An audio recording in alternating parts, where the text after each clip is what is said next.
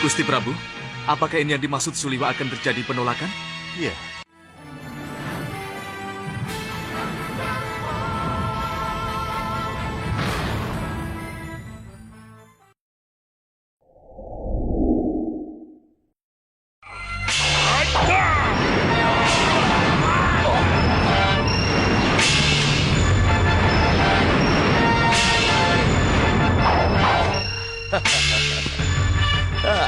Selamat beku, tuan-tuan,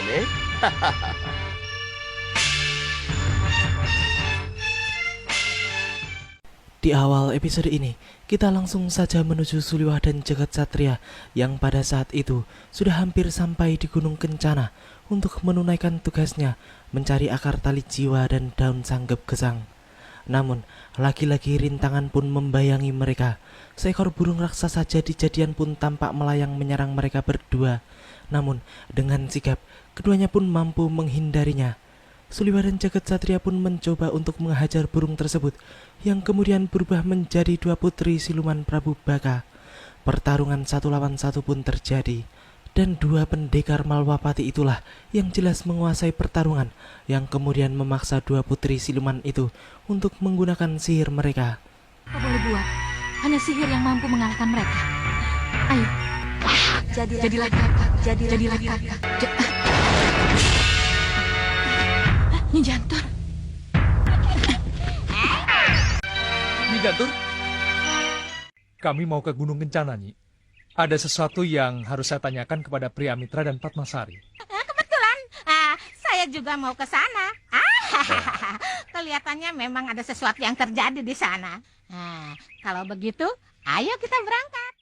Setelah sampai di Gunung Kencana, Suliwah, Jagat Satria dan Nyi Jantur menjadi merasa aneh karena seluruh penghuni Gunung Kencana tampak beku dan sama sekali tidak bergerak. Nyi Jantur pun menjelaskan bahwa hanya sihir yang bisa membuat orang-orang itu menjadi kaku seperti itu, dan hanya penyihir berilmu tinggilah yang bisa melakukannya. Nyi Jantur pun kemudian melepas sihir badur tersebut dengan tongkatnya. Akan tetapi, setelah terbebas, Priamitra dan seluruh muridnya pun justru menyerang Nyi Jantur dengan ganas. Ya, hal itu terjadi karena memang syaraf-syaraf mereka telah terganggu oleh kebekuan itu, sehingga mereka akan menyerang siapa saja yang ada di hadapannya tanpa mengenalinya terlebih dahulu. Selanjutnya, Nyi Jantur pun segera menghajar mereka. Tak lama berselang setelah itu, mereka pun baru sadar kalau yang mereka hadapi adalah Nyi Jantur. Hei Teguh, berhenti! Nyi Jantur yang membebaskan kita dari sihir beku Bahadur. Maafkan kami, Nyi Jantur. Maafkan kami. Bahadur dengan siapa ke sini? Dengan Singa Maruta, Singa Mandala, dan para prajurit pusar angin. Untuk apa? Ayo semuanya bubar. Bubar. Tidak jelas, Ayo. tapi Singa Maruta mencari akar tali jiwa dan daun sagep gesang yang katanya ada di padepokan ini. Aneh. Dari mana mereka tahu adanya akar tali jiwa dan daun sanggep gesang itu ada di sini? Suliwah yang menerima laporan dari Priamitra dan Padmasari pun menjadi merasa bingung dan aneh, sebab mereka mengetahui kalau akar tali jiwa dan daun sanggep gesang berada di Gunung Kencana. Lalu, dari mana mereka mengetahui semua itu? Padahal ia menuju Gunung Kencana juga karena akan mencari tanaman obat itu untuk mengobati dua tumenggung Malwapati. Di tengah pembicaraan mereka, tiba-tiba seorang murid pun berteriak kalau tempat penyimpanan obat dan pusaka mereka berantakan. Dan simbol dari Gunung Kencana berupa tanaman kecil berdaun emas pun raib. Priamitra dan Padmasari menjadi heran mengapa orang-orang pusar angin itu malah mengambil simbol Gunung Kencana yang menurut mereka tidak memiliki kelebihan apa-apa. Yang dimaksud dengan simbol padepokan Gunung Kencana itu apa? Simbol padepokan Gunung Kencana itu berupa tanaman Suliwa, tanaman kecil yang berdaun keemasan, dan berakar gantung pada dahan-dahannya. Berarti pada tanaman itulah akar tali jiwa dan daun sanggep gesang itu berada. Itu yang mereka cari, dan itu juga yang saya cari. Aku yakin bukan itu yang kamu cari. Tanaman itu tidak punya khasiat apa-apa. Mendengar Suliwah yang mengatakan bahwa tanaman simbol Gunung Kencana adalah akar tali jiwa, Nyi Jantur pun bertanya kepada Suliwah dari mana ia mengetahui tentang akar tali jiwa dan daun sanggep gesang tersebut. Suliwah pun kemudian menjelaskan bahwa semua itu atas petunjuk dewa. untuk mengobati Tumenggung Prabaskara dan Katiwanda yang terluka parah akibat roh jahat Rahwana Raja. Nyi Jantur pun kemudian mengatakan bahwa ia pernah mendengar seekor naga yang bernama Naga Tali Jiwa. Naga itu berdiam di puncak Gunung Kencana. Saya pernah mendengar nama seekor naga Tali Jiwa namanya, yang berada di puncak Gunung Kencana. Iya, pasti ada hubungannya. Iya. Iya, saya akan ke puncak Gunung Kencana untuk mencari naga itu. Setelah melakukan perjalanan yang cukup panjang, Suliwa dan Jagat Satria pun akhirnya tiba di depan sebuah gua yang mereka kira gua itulah yang dimaksud oleh Nyi Jantur. Suliwa pun kemudian meminta Jagat Satria untuk mencari burung yang akan dibakar dan berguna untuk memancing naga tali jiwa itu keluar dari sarangnya setelah mencium aroma burung tersebut. Di malam harinya, Suliwa pun terlihat sedang membakar burung hasil buruan Jagat Satria tadi siang. Dan tak lama kemudian, dari dalam gua tersebut terdengar raungan naga yang tak lain adalah naga tali jiwa yang hendak keluar. Dua pendekar Malwapati itu pun segera bersiap menyambut kehadiran naga raksasa itu. Pada awalnya, Suliwa pun menyuruh Jagat Satria untuk berbicara baik-baik kepada naga itu untuk mengatakan tujuan mereka ke tempat itu. Namun ternyata sepertinya naga tersebut tidak mengerti bahasa manusia, sehingga mereka berdua pun harus bertarung menghadapi serangan-serangan naga tersebut.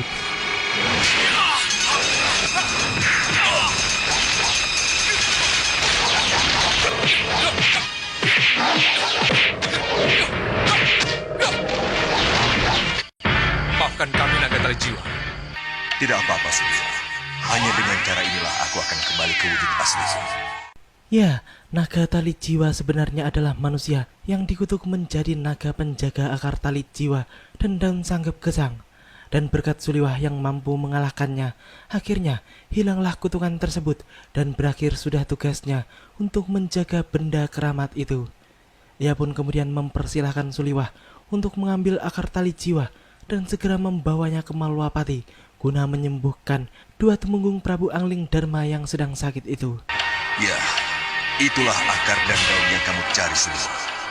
Cepat bawa pulang dan gunakan untuk mereka yang membutuhkan.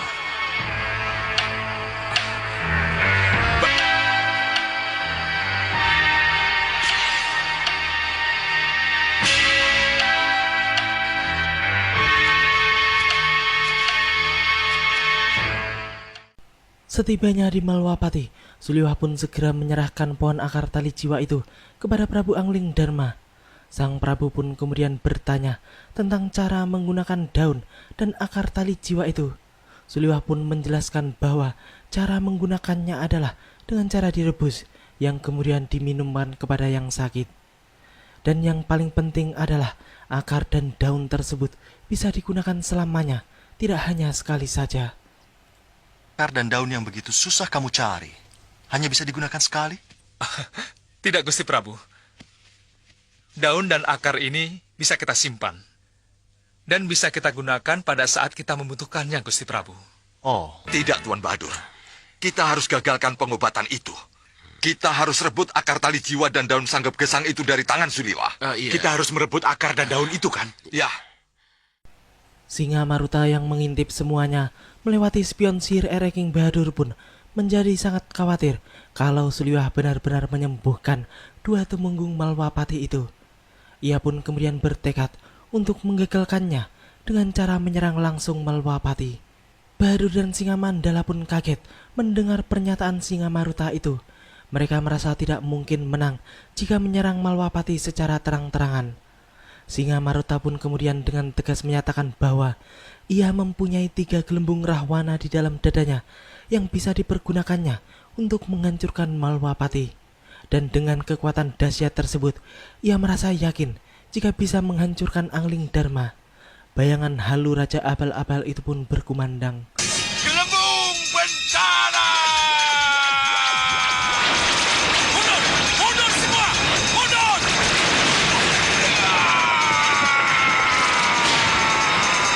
Hentikan!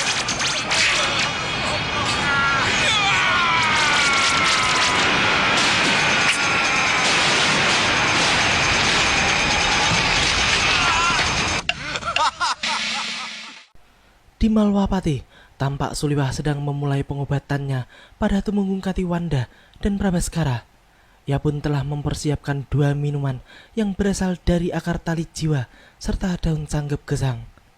Di sisi lain, tampak pasukan pusar angin yang dipimpin langsung oleh Singa Maruta bergerak menuju Malwapati.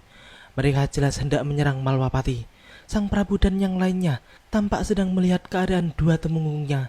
Sedangkan di luar sana, Singa Maruta telah menjebol gerbang dan mengobrak-abrik prajurit Malwapati dengan gelembung-gelembung Rahwana Raja.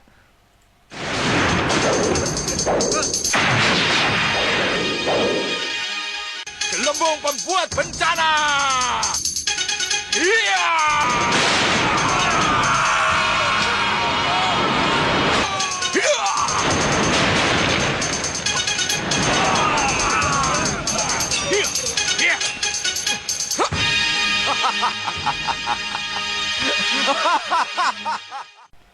Di balai pengobatan, Suliwah pun menjelaskan kepada semuanya bahwa gelembung jahat Rahwana sudah terlanjur menyatu di dalam tubuh 2 temenggung tersebut, sehingga akan ada perlawanan atau mereka akan berontak, sebab kesadaran 2 temenggung itu belum pulih dan normal. Tiba-tiba, seorang prajurit pun datang dan melaporkan bahwa Singa Maruta mengamuk di depan istana. Sang Prabu yang mendengar semua itu pun kemudian langsung mengajak Sudawirat untuk keluar menghadapi para perusuh itu. Kehadiran Sudawirat pun sedikit memberikan angin segar bagi pasukan Malwapati, karena dengan kelincahannya Sudawirat mampu menghajar semua musuh yang berada di dekatnya.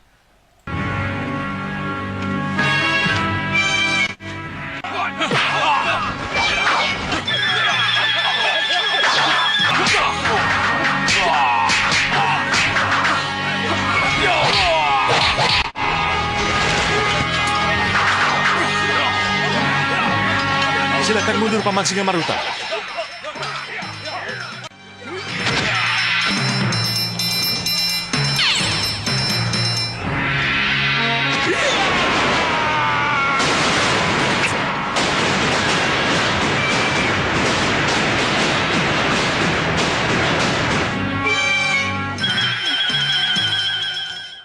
Singa Maruta pun benar-benar terluka akibat gelembung kekuatannya yang ternyata tidak mampu menghalau serangan panah Pasopati Angling Dharma.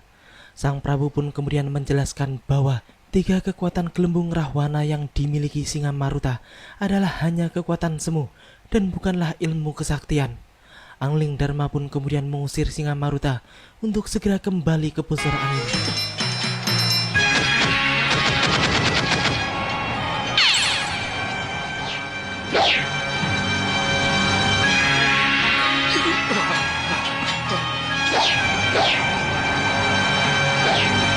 Kenapa? Ayo Tuan.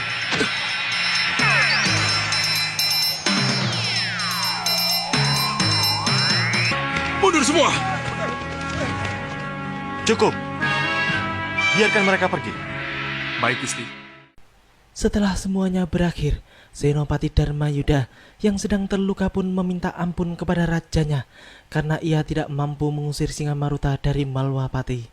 Sang Prabu pun kemudian membesarkan hati Senopati itu karena memang Singa Maruta tidak akan bisa dikalahkannya sebab gelembung jahat Rahwana hanya bisa ditandingi oleh panah Pasopati. Selanjutnya, Sang Prabu pun meminta Senopati Dharmayuda untuk mengurus semua prajurit yang terluka supaya dibawa ke balai pengobatan. Maaf Gusti, lapor Gusti. Ada apa? Kedua temenggung kejang-kejang. Gusti Prabu, apakah ini yang dimaksud Suliwa akan terjadi penolakan? Iya, hawa panas akan keluar dari tubuh para tumenggung kita. Kita harus membantu Suliwa untuk mengusir anasir jahat Rahwana Raja. Nah, kamu sekarang boleh pergi dulu. Nanti aku akan menyusul. Baik, Gusti Prabu. Permisi. Sementara itu, 2 temenggung Malwapati itu tampak meronta-ronta meminta tolong karena merasa kesakitan dan kepanasan setelah meminum ramuan tabib Suliwah. Mereka pun kemudian mampu melepaskan diri dari ikatan yang membelenggunya. Dengan ganas, mereka langsung menyerang Suliwah dan yang lainnya. Setelah bertarung beberapa jurus, Suliwah pun kemudian mengeluarkan ajian pamungkasnya, yaitu Aji Inti Api, yang tentunya sangat ditakuti oleh roh jahat Rahwana Raja yang ada di dalam tubuh keduanya. Dengan ajian dahsyat tersebut, Sulihah pun kemudian mampu mengusir roh jahat itu seorang diri, sebab memang hanya dengan ajian itulah dirinya bisa mengusir roh-roh jahat tersebut. Ajian ini api. Tidak, kita tinggalkan wadah ini.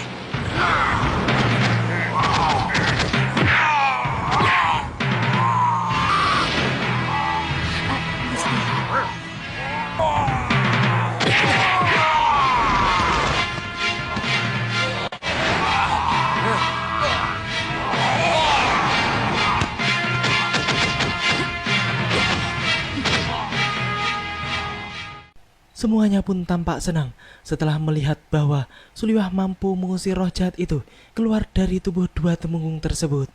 Sulihah pun kemudian meminta bantuan kepada mereka untuk mengobati keduanya hingga pulih. Sudah, Gusti. Sudah selesai. Apalagi setelah ini? Sekali lagi, mereka harus minum jamu untuk penyembuh. Apalagi setelah itu? Pengobatan selesai, Gusti. Tabib, jamunya sudah siap, Tabib. Oh, iya. Bawa sini.